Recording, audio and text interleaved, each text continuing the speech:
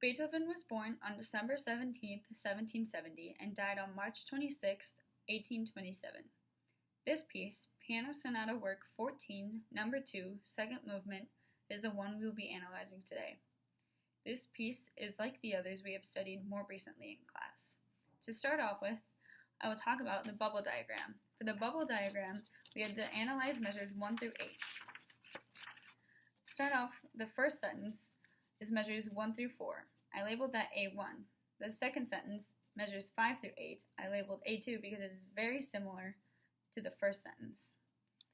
Measures 1 through 4 ends on a half cadence, and measures 5 through 8 ends on a PAC in the key of G. These two sentences form a period, specifically an antecedent consequent. The perfect authentic cadence in the key of G is a secondary key area, which brings me to talk about the three secondary key areas we find in this piece.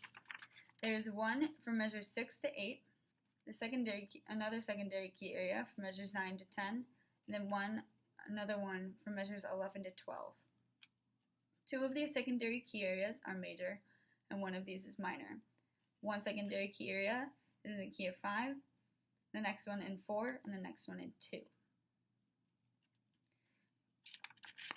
This piece also has a lot of secondary dominants. These secondary dominants are found in measures 3, 6, 7, 12, 15, 17, and 18. Towards the end of the piece, Beethoven uses these secondary dominants to create a sequence. In measures 17 and 18, he creates a sequence of descending seconds by going from 1 to 5/7 of 2 to 5/7 of 3 to 3, and then it ends with a 5. So it is not a full sequence. The next thing I want to talk about is 1-5-1 motion. 1-5 motion happens a lot throughout this piece.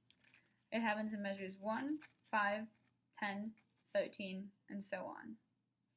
Something interesting about the 1-5-1 motion is that I found in measure 11. It's in a secondary key area of 2, and it goes 1, 5, 1, 7 diminished in first inversion to 1, 6. And I believe that the diminished 7 acts as like a 5, so it sort of is a 1-5-1. Next, I will be talking about the harmonic rhythm. The harmonic rhythm changes with every beat, and with every other measure, on beats 3 and 4, it stays on the same harmony. So for instance, with measures 1 and 2, it goes 1, 5, 4, 3, 1, 6, 5, 6, 1, 2, 6, and then for the last two beats, it stays on 5, 7, and that repeats throughout the rest of the piece.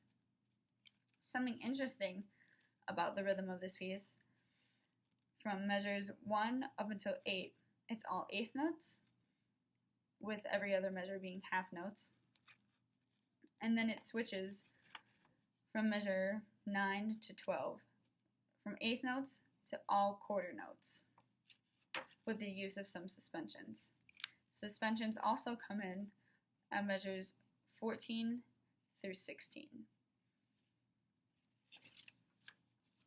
Something interesting about this piece that I found was the switching of clefs, so the different ranges of the piece. It switches from bass clef and treble clef from measures 8, 10, 12, and 13. To wrap up this analysis, this piece is like the others we've studied in class more recently.